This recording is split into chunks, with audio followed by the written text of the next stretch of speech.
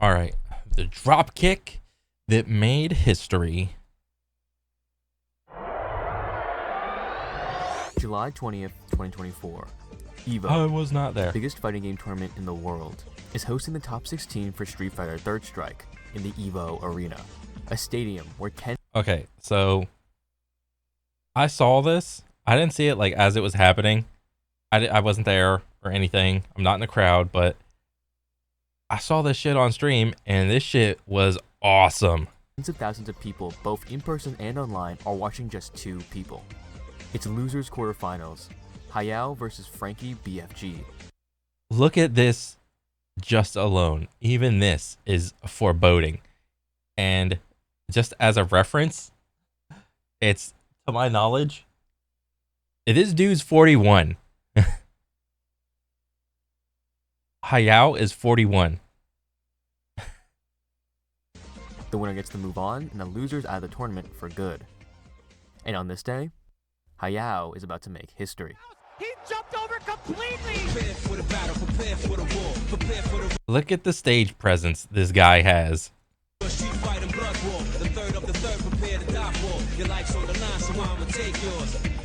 In this match, Hayao is playing the hulking grappler of the game, Hugo, while Frankie is playing Ken, a character so well known you don't even have to play Street Fighter to know who he is. Yeah. Before the game has even started, Hayao is at a disadvantage. Third Strike is a game with very strong top-tier characters, and often you'll only be seeing a handful of the cast actually make it to the top bracket, Yep. Ken being one of these characters, considered one of the strongest in the game. Hugo is nowhere near this power level. He's actually considered a low to mid-tier character. While he's able to do a lot of damage, he's one of the slowest characters in the game. His range is very short, and he has one of the biggest hurt boxes. He does especially bad against Ken, who can wall him out very well and weave around him with ease with his great air movement. Yep. He's going to use a lot of the jump EX Tatsu just because it's one of those things that gets out the corner guaranteed every single time. In fact, it's a miracle that Hugo's even in top 6 of one of the biggest Third Strike tournaments ever. He's a character that nobody expected to even be here. But Hayao is just that good. A man who's been playing this game for years, honing his low tier to its pinnacle. As the game starts, Hayao makes the matchup look like it's even for Hugo, utilizing every trick in the book, with precision that's almost inhuman. He walls Ken with his hard-hitting normals, and his mastery of Third Strike's parry mechanic allows him to get crazy punishes like parry into SPD. Oh my god! How did he do that? Oh, the running man! Ground parries have a 10-frame input window if released quickly, meaning there's 1/6 of a second to input a parry. And what's crazy is that he immediately goes into Hugo's SPD, which is a 720 input where you have to spin your Only a sixth of a second to do this with your joystick. Holy shit. This dude is speed. stick in a circle twice. Doing all of this in a short enough amount of time to equal a punish is insane, and to do it while under the pressure of thousands of people watching is even crazier. And that's what makes this match so special. Under such intense pressure, usually we see players completely locked in, only focused on the game. But Hayao is different. Bro, you want to talk about stage presence within a competition? Bro, this is what competitive esports needs. They need more people like Hayao. All right? And all the shit that he's doing, like, it's not like he's like trash talking the other person like with all these other victories. He's just running around popping off. All right? He'll run around, do like a little move, and then immediately jump back in. All right? He understands the dynamic of you know, the audience and the competitors. It doesn't hurt? Oh! This man just whips out a split mid-match. 41, by the way. 41. All right? This is a feat of athleticism. Not only is he styling on the guy in the, like, the Azeron chair.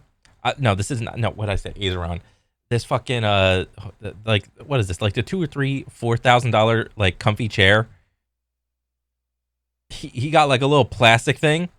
And also, why is there only one of these chairs? Is this what this guy requested to give me like the plastic chair? This guy is styling on this dude on multiple levels. He got him on the splits, he got him on the chairs, and he got him in the game. He's like, I don't need a $5,000 chair to whoop your ass.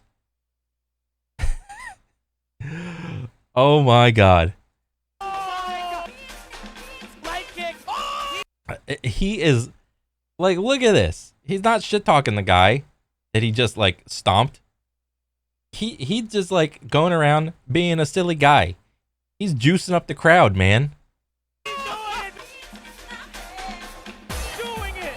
If he does a backflip, I will lose it. Hayao is the opposite of locked in. He's nonchalant.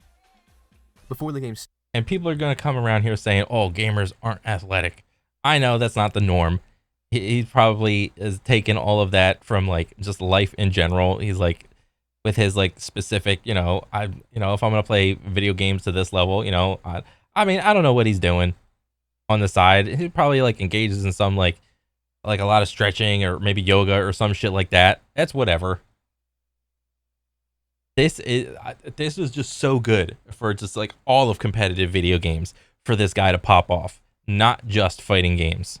started, the cameras cut to him and Frankie, and instead of sitting in a chair like every other player in the tournament, he's sitting on the floor. Throughout the match, he gets up, hitting dance moves, doing splits, and looking straight into the camera. Yeah. The craziest moment is when he hits an SPD during the first round of the final match. And while the game is still going, he gets up and jumps into the air, facing the audience. This isn't just a game. This guy is mentally just trouncing this person. Like, no offense to this dude. This guy's a great competitor. He's like in like losers finals. All right. It's like a tick away from grand finals. But this guy is so locked in. More people in esports need to be like this guy. This should be like the gold standard. Not only because like in competitive video games, a lot of what's happening or what you pay attention to is just like the video game and not so much the competitors. And I don't know, I think it's very hard to like build like excitement just around the video game. You also have to do it with the competitor as well. And what Hayao does is he just puts on display like his flexibility and like athleticism and puts that on the forefront. And also he like does like some silly stuff like staring into the camera, has a lot of stage. He's very stage conscious of like who's filming him, what camera's on. It's like, oh, this camera, that camera. Whenever he wins, he's like, oh, look what I can do. He is entertaining while being very good at the game. This is a spectacle. Hayao isn't just playing. He's creating an experience for the crowd. This is someone who isn't here to just compete. He's here to have fun. And that's what's so beautiful about this match. This is why you watch fighting games. Not just for the gameplay, but for the personality of the players. Yeah. In this one game, Hayao created one of the greatest spectator moments at EVO. But Hayao can't just talk the talk in these celebrations. He still needs to walk the walk in the final rounds. Oh, okay, go for the TP, yes. The match count is currently 2-1 in Hayao's favor. If he wins the game, he wins the match. However, Frankie's been catching up. After the first round where Hayao made that clutch SPD, Frankie takes the next round by adapting better to handling Hayao's game plan. But Frankie, you got the footsies, you got the normals, you got the zoning. Ken's EX Air Tatsu and normals creates an impenetrable wall that keeps Hayao trapped in the corner until he loses. With that, the round count is 1-1. Next one to win wins the game. With the start of the final round of this game, it seems Frankie is going to make a comeback. Before Hayao gets that bar, because there it is, literally. Landing a confirm into his super, driving Hayao into the corner again. But Hayao is aggressive now. Both players are constantly even throughout the entire round, slowly whittling down each other's health. But then, Frankie lands another confirm into super, bringing Hayao's health dangerously low. Bro, I just gotta say, the impact frames on this game are still fucking awesome, dude. With all the goofy faces that all the characters make. Hayao tries chasing Frankie down, but that only leads to him losing the air to air. bringing him down to the magic pixel. Hayao has 1 HP left. One singular attack will bring an end to Hayao here. Even if he blocks Frankie's next attack, the chip damage will kill and he'll lose the game. The only defensive option Hayao has is parry, which will negate chip damage. But remember, that's an input where you only have 1/6 of a second to input it. We expect Hayao to play a bit more defensive, but he does not care and continues to jump in. And that's when Frankie rips another EX Tatsu. Oh shit. This move has already worked wonders in previous games, Uh-huh. and while in air, parrying actually has an even shorter window, being Oh, 7 Jesus. frames, meaning Hayao has to be even more precise if he wants to survive off this magic pixel. On his last legs, will he parry it? Backs away, dashes up in danger. Chip. Oh my God, no, no, no. He parries every hit. An insanely impressive technical feat. Insane. However, it's not over. He successfully defended, but now what happens?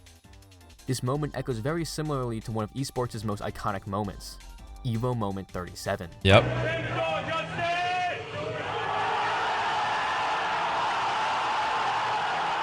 In this famous clip, Daigo's also at the magic pixel, and during the last round of the match, parries every hit of Justin Wong's Chun-Li super. However, what makes that clip even more impressive is that after the insane parry, Daigo hits Justin with the most optimal Ken combo punish, taking just enough of his life to kill him and win him the entire set. It shows us that the punish is just as important as the parry. But Hayao isn't playing the fantastic hit confirming Ken. He's playing the low tier Hugo. Oh yeah. These combos, especially from an air starter, won't lead to a combo that will kill, leaving Frankie with a sliver of health.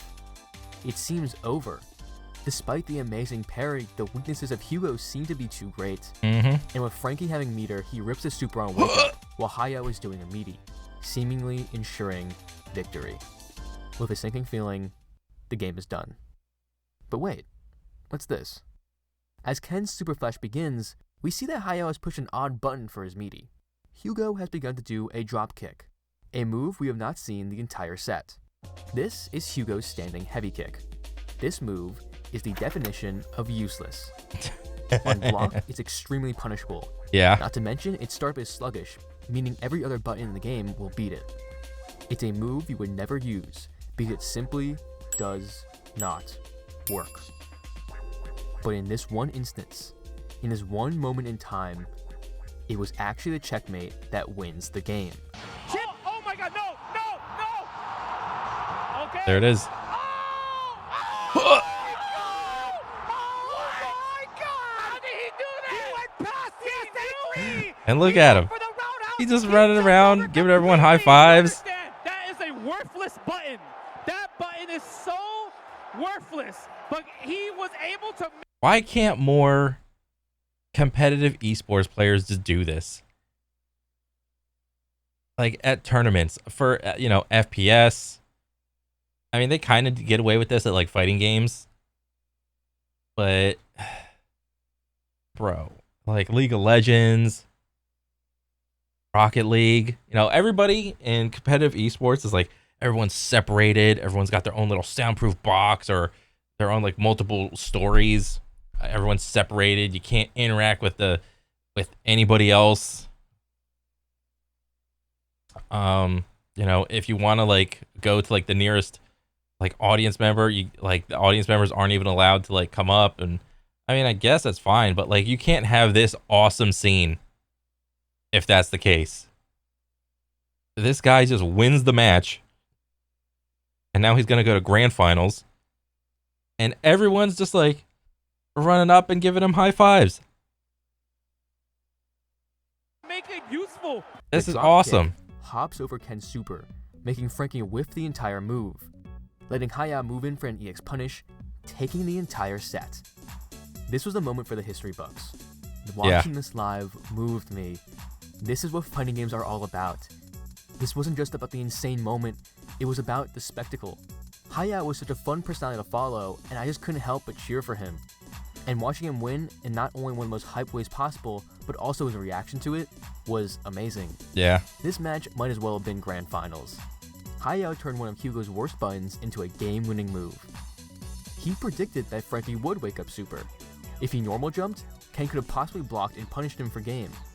Standing heavy kick would also hop over super, but it recovers faster than a normal jump.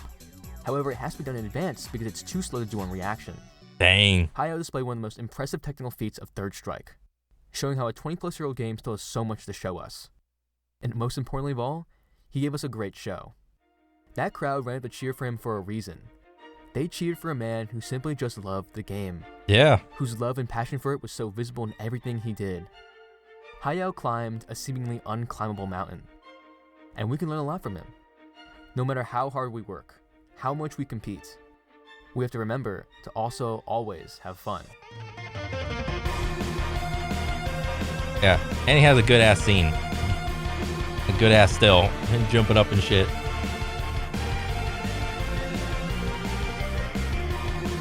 Dang, dude. That was a good ass match. Like anytime he was like on stream and just popping off like that, it's like, bro, why can't more gamers be like that?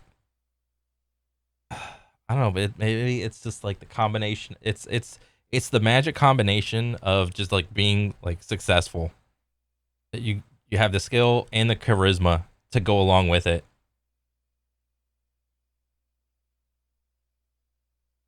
But dang, dude, that was a good ass video. Short, sweet, to the point. And honestly, this should be like the gold standard of how players should conduct themselves, at a lot of, what do you call it?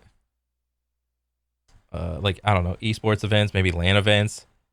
You don't have to be like cheesy and cringy, coming out with all this like goofy shit. But I don't know, have like a little bit of charisma or something. Because like the current esports scene is just so boring. There's no stories. There's no attachment to the players. There's always one team wins and all the other teams go into roster mania. No one's attached to the teams. It's stupid. It's ridiculous. But I mean, this is just a good example of like something, I don't know, just awesome happened. But yeah, good ass video, and yeah, I'm excited to see more.